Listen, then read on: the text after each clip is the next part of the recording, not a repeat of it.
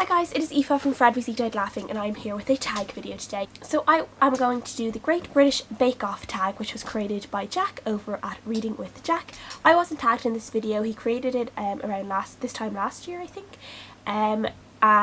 But the thing is that the Great British Bake Off is coming back this week and I cannot wait for it to come back. I love the Great British Bake Off. I actually prefer the British Bake Off to the Irish Bake Off because the Irish Bake Off is abysmal. It's absolutely shocking the skill that's in it. They wouldn't even get through the first round on the Great British Bake Off, but I love this show. I'm absolutely pumped for it to be coming back, so I thought doing this tag would be a great way to welcome it back onto the screens. So the first question is cake. The cake is sunk in the middle. Pick a book that didn't rise to your expectations. And for this one I'm going to go with a recent read, and it's 172 Hours on the Moon by Johan Harstad. This one just didn't give me that thrill and creepiness that I was expecting. I just actually found a lot of the bits that were supposed to be creepy and scary a little bit silly and laughable, and yeah, I just wasn't that enthused about it. It just didn't really stick with me. Number 2 is Biscuits. Once you've eaten one, you're hungry for more, and each time you eat another they get more and more delicious. Pick a book series or trilogy that just keeps getting better. And for this one I'm going to go with the Black Magician trilogy by Trudy Canavan. I feel like with each book in this series we get more of a feel for the Magician's Guild, how the magicians work, the relationships, the hierarchy in the magician's world, and I felt like this definitely got better and better and better with each book, and I really enjoy the original series. I really love it. Number 3 is Bread. Kneading dough requires hard work and determination.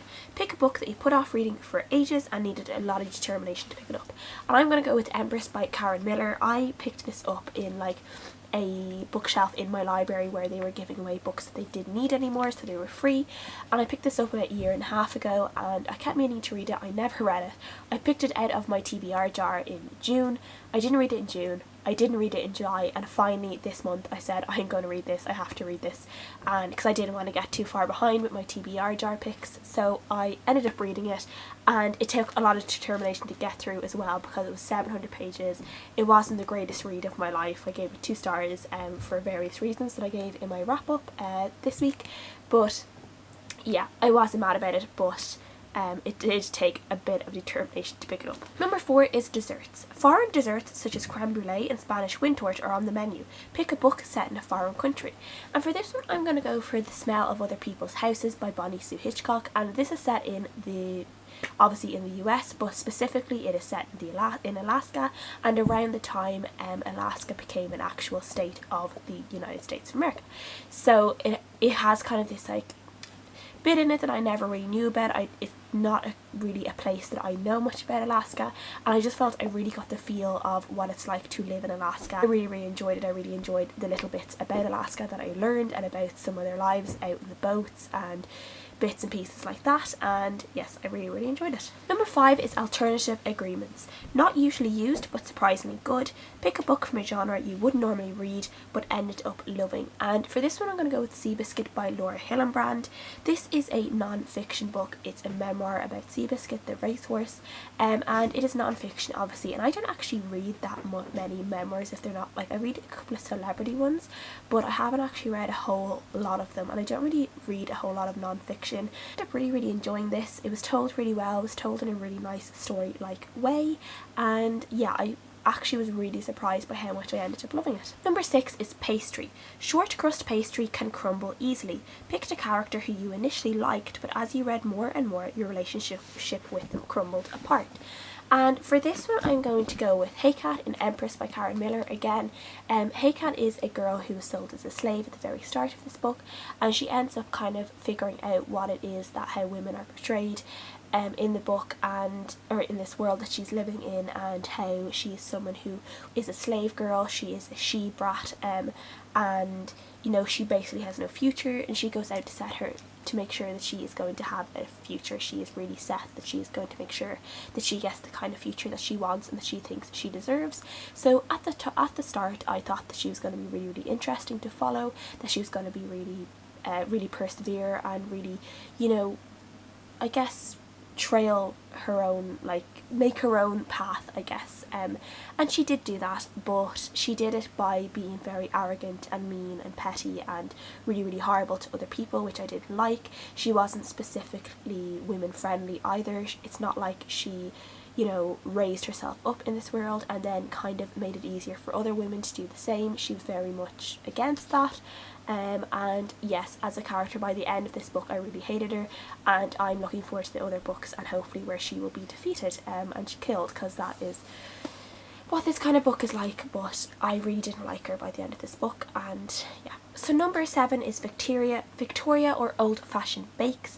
It is recipes from the past that still taste delicious today. Pick your favourite classic novel, and I'm going to go for Sense and Sensibility by Jane Austen, because this is definitely my favourite classic, and it's my favourite Austen book as well. I just really, really love the story in this. I love the sisters, I love their relationship, I love the up and downs with their love lives, and I just love everything that they're doing in this book, and I just really, really enjoy reading it every time I do read it. Number 8 is Patisserie. You're eating a chocolate eclair, but there's barely any filling inside. Pick a book that lacked substance and felt flat. And I'm going to go with Anna and the Swallow Man by Gabrielle Savitt. This is just a book that's trying really, really hard to be beautiful and meaningful and deep, and I think it tried so hard to be everything. It lacked an actual story, and I just really didn't get along with it. I didn't enjoy it at all. Number 9 is chocolate. Chocolate is a comfort food for many people. Pick a book you could read again and again and still find comforting, and for this one I'm going to go with The Bronze Horseman by Paulina Simons. This is one of my favourite books in the entire world.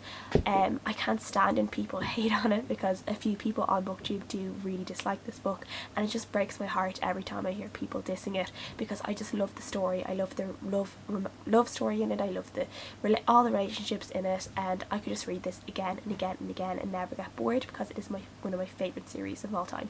Number 10 is The Grand Final. Everyone is out to impress with extravagant showstoppers. Pick your favourite book of the year that really impressed you. And I've read a lot of books this year so far. I read almost 200 books this year, and I can't pick just one. That's really, really hard. So I just have a few ones that I feel like I'm going to be remembering next year. One of them is a recent read, which is All the Ugly and Wonderful Things by Bryn Greenwood. I thought this was absolutely excellent. The second one is The Nightingale by Kristen Hanna. I really enjoyed this, really thought it was really atmospheric, really loved the setting, and just the storytelling was absolutely wonderful in it. And then the third book is Not Forgetting the Whale by Giant Ironmonger. This book is one of those ones that took me completely by surprise. I wasn't expecting to love it. It just really hit me in the feels. I just absolutely loved it. It was quirky, wonderful, funny.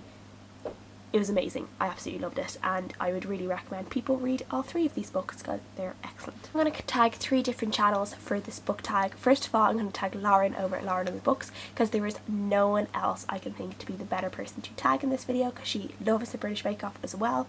The second channel I'm going to tag Maddie and B over at Heartful of Books. I don't think that they did this tag, but if they haven't, I tag you guys. And then the third, I'm going to tag Two Paper Girls, Laura and Amy, and yes. So those are the 3 channels that I tag, and I hope you guys have fun doing the tag, and until then, I'll see you guys next time.